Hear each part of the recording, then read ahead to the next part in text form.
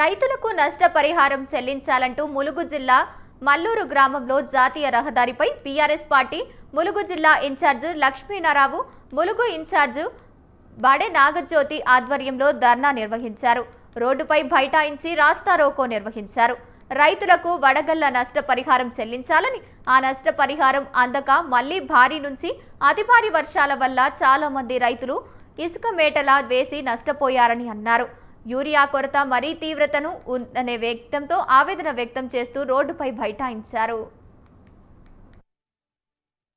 వర్షాలు వచ్చి వరదలు వచ్చి ఇప్పుడు కూడా మళ్ళీ పంట నష్టపోయింది. ఇది రెండో ఇప్పటి వరకు కనీసం ఒక్క రూపాయి తమ్మిడి పైసలేదు. వాళ్ళకి నష్టపరిహారం ఇవ్వండి. పోనీ రైతు భరోసా ఇచ్చి ఏమన్నా ఆదుకుంటున్నారా అని అంటే బాగులని, వంకలని, రాళ్ళని, రప్పలని, పండే భూములని కూడా పండని భూములుగా గుర్తించి కనీసం ఒక్కరికి కూడా న్యాయం చేసేటువంటి పరిస్థితి లేదు. ఒక రైతు కూడా బోనస్ ఏమన్నా ఇస్తున్నారా అంటే బోనస్ లేదు.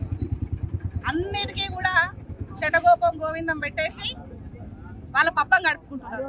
దేనికైనా పేపర్ మాత్రంగానే కనబడుతున్నాయి తప్పితే అమలుకు మాత్రం ఏ పథకం నోచుకోవట్లేదు.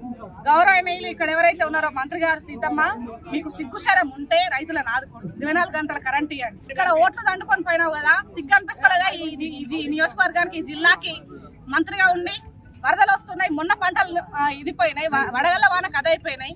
నువ్వు మంత్రిగా ఉన్నావు, రేవంత్ రెడ్డికి చెల్లెనని చెప్పుకుంటావు. సిగ్గు అనిపిస్తలేదా? నీ రైతులు నువ్వు ఆదుకుంటలేవు. కొద్దిగా బుద్ధి లేదా? రైతులను ఆదుకోవాలి కదా. మళ్ళీ వర్షాలు వచ్చి వరదలు వచ్చి ఇప్పుడు కూడా మళ్ళీ పంట నష్టపోయింది. ఇది రెండో ఇప్పటి వరకు కనీసం ఒక్క రూపాయి